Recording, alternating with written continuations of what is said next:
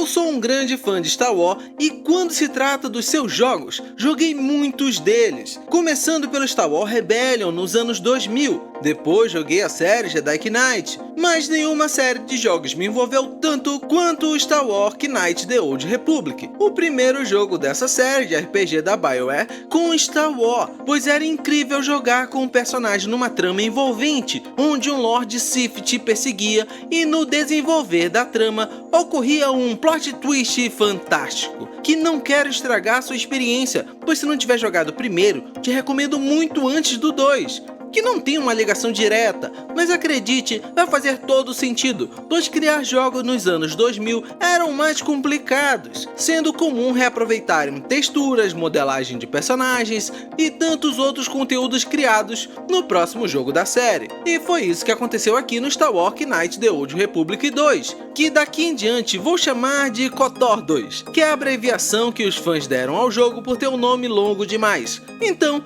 aqui nós temos quase tudo reaproveitado do primeiro KOTOR, exceto a trama, que aqui no segundo game da série foi mais fraco, mas em compensação, os desenvolvedores nos deram mais opções de poderes e classes Jedi, tornando ele um RPG mais divertido de se jogar, mas que a partir daqui vou tratar esse jogo considerando ele pro seu Nintendo Switch ou não, pois talvez ele não seja ideal para você, por ser um jogo datado e que não recebeu a atenção que merecia nessa sua versão nova para mobile e o console da Nintendo. Mas vou te explicar tudo com calma e comparando com a versão da Steam, que nesse primeiro momento pode não fazer sentido para você essa comparação, mas você irá entender mais pra frente. Aliás, eu paguei um valor de R$30 e alguma coisa, pois peguei ele numa promoção. Algo também importante você lembrar ao continuar vendo o vídeo, pois vamos falar de custo-benefício em vários pontos.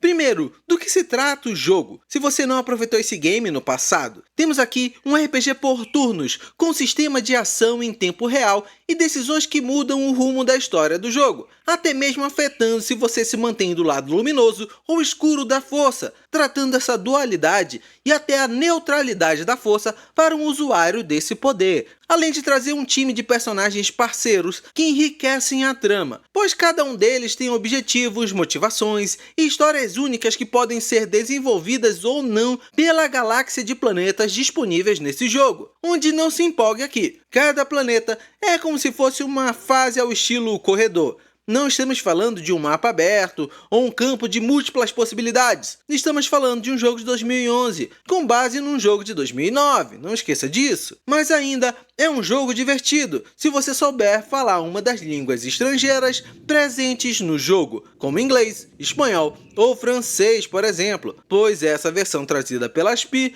não recebeu legendas brasileiras ou qualquer outro idioma extra.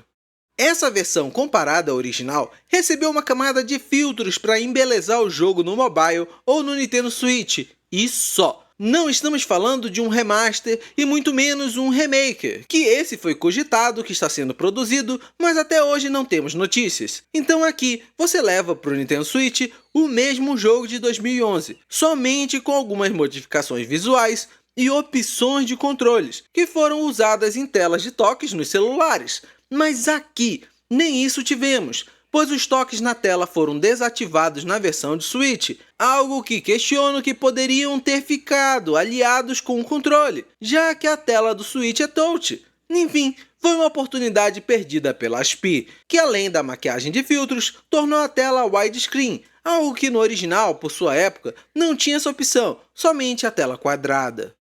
E voltando para as legendas, que você pode estar se questionando se fazem falta, eu te digo que fazem muita falta. KOTOR 1 e 2 são jogos com muitos textos, e onde as escolhas fazem toda a diferença, pois influenciam no destino de todos os personagens, até mesmo na redenção ou perdição de alguns, incluindo o seu principal, que vai se tornar um Sith, ou um Jedi puro conforme decide pelo bem ou pelo mal. As legendas fazem toda a diferença nesse jogo e com mais de 10 anos de diferença pra cá, custava pouco fazer essa tradução, pois no PC os fãs fizeram modificando um único arquivo que até hoje está disponível de graça. E aqui vou entrar no ponto que não te recomendo jogar esse game no seu Switch, mas sim num PC, por mais fraco que ele seja. KOTOR 1 e 2 são jogos com mais de 10 anos nas costas, onde qualquer computador atual, mesmo um sem placa de vídeo dedicada, vai conseguir rodar ele. E com o patch de tradução feita por fãs, que é um simples copiar e colar, vai te garantir jogar entendendo tudo. Até mesmo comprando esse jogo no seu celular, você consegue usar a tradução de PC, pois estamos falando da mesma estrutura interna de pasta. Os desenvolvedores não modificaram o jogo, como já deixei claro aqui. Então na Steam você pode comprar esse jogo por cerca de R$ 7,00 nas suas promoções, ou pode jogar ele no seu celular, pagando o valor aproximado do que paguei no Switch na promoção, fazendo assim a vantagem de jogar no Switch, que é a portabilidade, ir por água abaixo, pois se quiser jogar numa tela maior, joga no PC. Se quiser ter portabilidade, joga no celular e em ambos os casos,